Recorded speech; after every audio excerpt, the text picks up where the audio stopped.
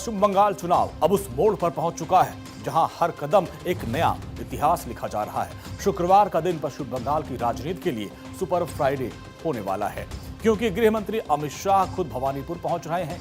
शुभेंदु अधिकारी के नामांकन में अमित शाह की मौजूदगी सिर्फ एक औपचारिकता नहीं, बल्कि ममता दीदी के गढ़ में सीधी उनको चुनौती है। भवानीपुर में मुख्यमंत्री ममता बनर्जी का मुकाबला उनके पूर्व सहयोगी और अब प्रतिद्वंदी बन चुके शुभेंदु अधिकारी से होने वाला है, और इन दो दिग्गज नेताओं के बीच भवानीपुर से चुनाव लड़ने से ये वीआईपी सीट बन चुकी है। जब शुक्रवार को शुभेंदु अधिकारी भवानीपुर से अपना पर्चा भरेंगे तो उनके बगल में देश के गृह मंत्री अमित शाह खड़े होंगे। शाह का शुभेंदु के साथ जाना ये बताता है कि बीजेपी ने इस सीट को प्रतिष्ठा की सीट बना दिया है। ये बंगाल के कार्यकर्ताओं को मैसेज है कि शीर्ष नेतृत्व के साथ उनके जमीन पर उनके साथ साथ खड़ा है। भवानीपुर की सड़कों पर होने वाला रोड शो कोलकाता की हवा बदलने की कोशिश है।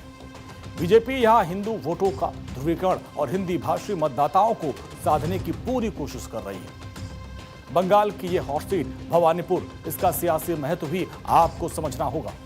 भवानीपुर ममता बनर्जी का सियासी गढ़ है और शुभेंदु अधिकारी बीजेपी का सबसे बड़ा चेहरा है। अमित शाह बीजेपी के मुख्य रणनीतिकार हैं, जो वहां उनके नामांकन के दौरान मौजूद रहेंगे। लेकिन अमित शाह का मिशन सिर्फ नामांकन तक सीमित नहीं है। असली धमाका होगा 5 अप्रैल को। सूत्रों की माने तो अमित शाह कोलकाता में बीजेपी का संकल्प पत्र यानी विजन डॉक्यूमेंट्स जारी करेंगे। संकल्प पत्र में क्या क्या हो सकता है वो भी आपको बताते हैं। महिला सुरक्षा, बंगाल की महिलाओं के लिए विशेष योजनाएं इसमें शामिल होंगी। भ्रष्टाचार पर वार, चिटफंड और कटमनी के खिलाफ सख्त कानून का वादा किया जा सकता है। औद्योगिक क्रांति, बंद पड़ी मिलों को दोबारा खोलने का रोडमैप, किसान सम्मान, सीधे बैंक खातों में बकाया राशि भेजने का वादा। इसके अलावा सीए और शरणार्थी, मतुआ समुदाय और शरणार्थियों के लिए बड़ी घोषणाएं की जा सकती हैं।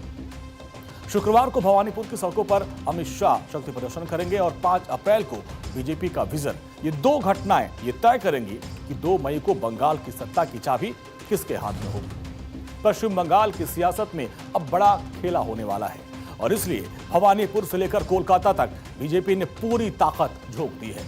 2021 के नंदीग्राम की वो हार ममता बनर्जी आज तक भूल नहीं पाई है और शुभेंदु उसी इतिहास को एक बार फिर भवानीपुर में दोहराने का दावा कर रहे हैं। ऐसे में इस सीट के मुकाबले को और दिलचस्प बन जाता है। नंदीग्राम से भवानीपुर तक मोदी शाह का चक्रव्यूह तैयार है।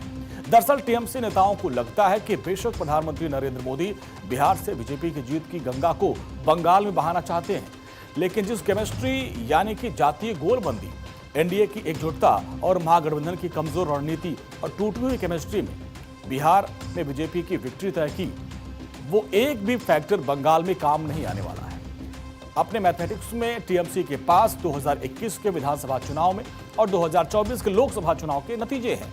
टीएमसी का मानना है कि 2021 के विधानसभा चुनाव में पार्टी को 213 सीटों पर कामयाबी मिली थी। उनका वोट प्रतिशत 47.9% था, जबकि बीजेपी 77 सीट पर थी और 38.1% उसका वोट शेयर था।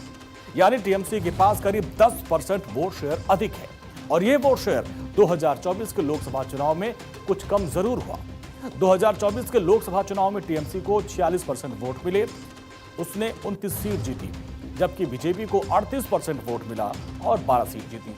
टीएमसी के दिग्गज इस वोट शेयर में ही अपनी पार्टी की जीत ढूंढ रहे हैं। टीएमसी के नेता मानते हैं कि उनके तर्कस में ममता बनर्जी का चेहरा ही सबसे बड़ा तीर है, लेकिन इसके अलावा बंगाल अस्मिता, महिला वोट बैंक, स्थानीय योजनाएं से भी जुड़ा वोट बैंक उनकी खुशी दिला सकता है। वहीं बीजेपी का दावा है कि ये लोग ममता सरकार की नीतियों के खिलाफ हैं और पश्चिम बंगाल में ममता सरकार के खिलाफ अंदर खाने एक बड़ी नाराजगी है। आमतौर पर पश्चिम बंगाल के चुनाव में कास्ट फैक्टर बड़ा नहीं होता, लेकिन इस बार की लड़ाई में जाति एक बड़ा किरदार निभाने जा रही है।